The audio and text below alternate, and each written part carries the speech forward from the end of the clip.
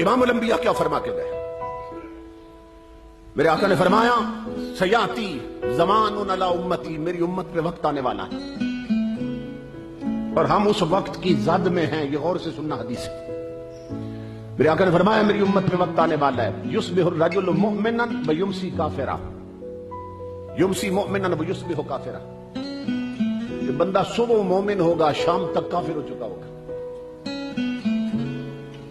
شام کو مومن ہوگا صبح تک کافر ہو چکا ہوگا. کیوں؟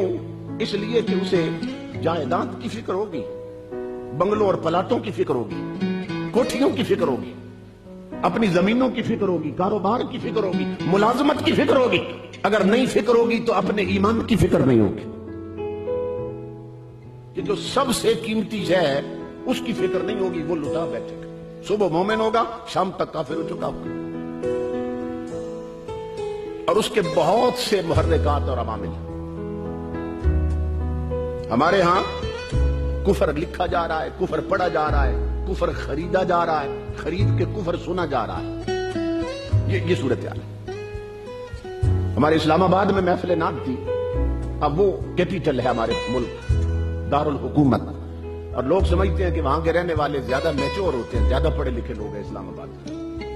وہاں صورتحال یہ تھی کہ محفل نعت ہو رہی تھی. مجھے وہ اس وقت اسٹیج پر لے گئے تقریر کے لیے. تو نعت خان یہ کفر بک رہا تھا اور اس شعر پر جس میں کفر بک رہا تھا سب سے زیادہ اسے داد بھی دی جا رہی تھی، امداد بھی دی جا رہی تھی.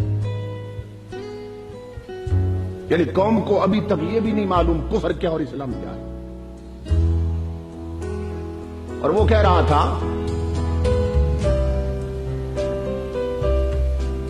حسین غم میں تیرے کائنات روتی ہے اور غم حسین میں اللہ کی ذات روتی ہے.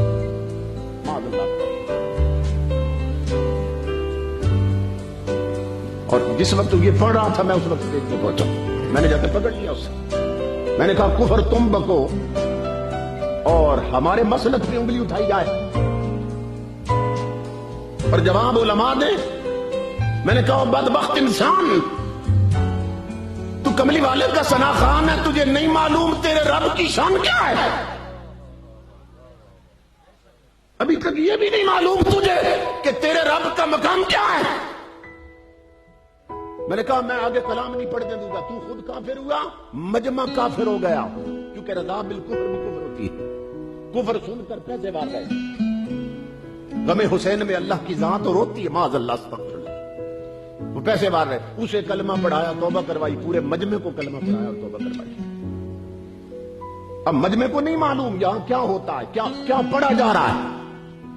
وہ جھوم رہے ہیں اور جاتے ہیں گھروں کو تو ایمان لٹا کے جا چکے ہوتے.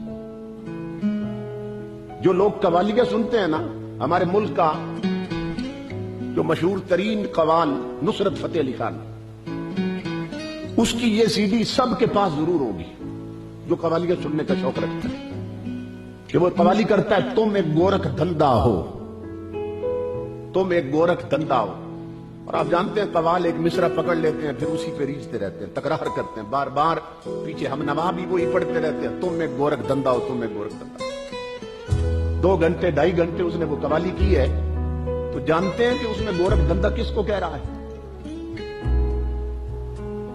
اس میں وہ کہہ رہا ہے اللہ کو کہ تم ایک گورکھ دھندا ہو. وہ اللہ کو کہہ رہا ہے.